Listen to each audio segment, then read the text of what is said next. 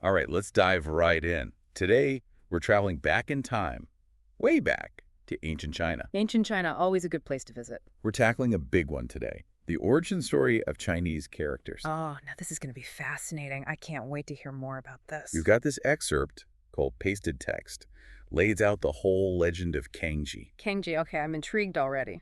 Our mission, should we choose to accept it, I think we should. is to crack this story wide open, see what it reveals about early Chinese culture, and of course the impact of this invention.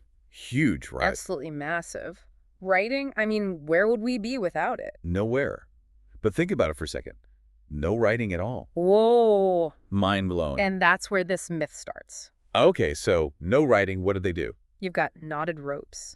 Knotted ropes? Yeah, like tying knots to represent numbers or events. Okay, I can see how that would work, but limited. Very limited. And then oral traditions, word of mouth, basically, for everything else. Imagine that. Everything important, history, stories, even farming techniques, just passed down through generations. Oh, wow. Talk about a game of telephone, right? So much could get lost or distorted. It really highlights how important a reliable system of recording information is. Exactly. And the myth highlights that big time. It sets the scene for a hero to step in. A hero, of course. Every good story needs a hero. Who is this mysterious savior of knowledge? Enter Cangjie.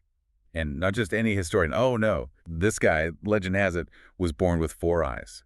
4 eyes. 4 eyes. Now, that's a striking image. You have to wonder what it would be like to see the world with 4 eyes. Right. Must have had incredible insight, seeing things nobody else could. Makes sense he was the official recorder for the Yellow Emperor himself. The Yellow Emperor, wow. I mean, those extra eyes in the myth, they're not just for show, right? They symbolize his wisdom, his ability to observe, to really, I guess, see the essence of things. Exactly. And that's key for what happens next. So picture this. Cangjie is out and about, right, probably thinking hard about all this stuff. In thought, yeah. And then he sees these intricate, detailed footprints, phoenix footprints. It's like a light bulb moment. A phoenix. I love how these origin myths always tie back to nature, you know? Yeah. Like humans seeking inspiration from the world around them. It's like those phoenix tracks sparked the whole thing. If a unique shape could represent a phoenix, maybe other symbols could represent anything. Thoughts, ideas, bam. Pictograms, like the very first emojis, visual representations of the world. Exactly. Yeah. You know, like the character for sun, it looks like a circle with a dot, just like the sun itself. The moon, a crescent shape, mountains, 3 peaks, water, flowing lines are all right there in the characters. It's amazing how these simple, elegant symbols became the building blocks of a whole writing system, a system that's still used today. Talk about a legacy. But it wasn't all smooth sailing. The myth gets pretty dramatic.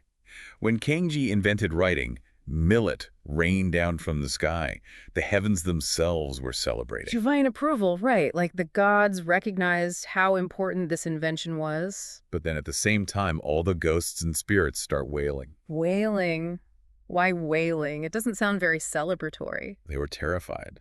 Terrified of the transparency writing would bring. Ah, I see. Like all their secrets would be revealed. They couldn't hide anymore. It's a really thought-provoking part of the myth, isn't it? The power of writing to bring things to light, for better or worse. It makes you think about what we might be afraid of revealing today, you know? Right. Makes you think. But the impact of writing, it changed everything. Recording history, sharing knowledge, expressing ideas in ways that were never possible before. Yeah. A total game changer. Absolutely. And, you know, this idea of using pictures to represent things wasn't unique to China. Think about Egyptian hieroglyphs or even Native American pictographs.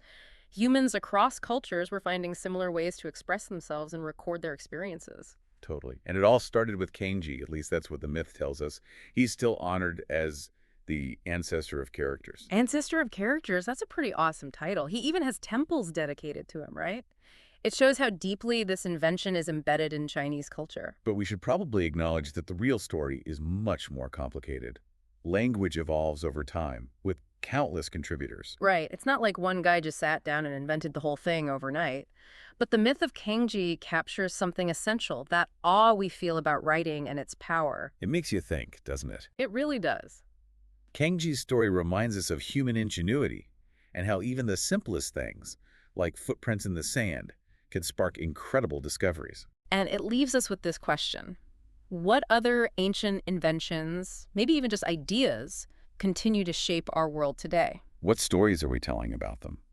And what can we learn from those stories? Some good food for thought there. Definitely.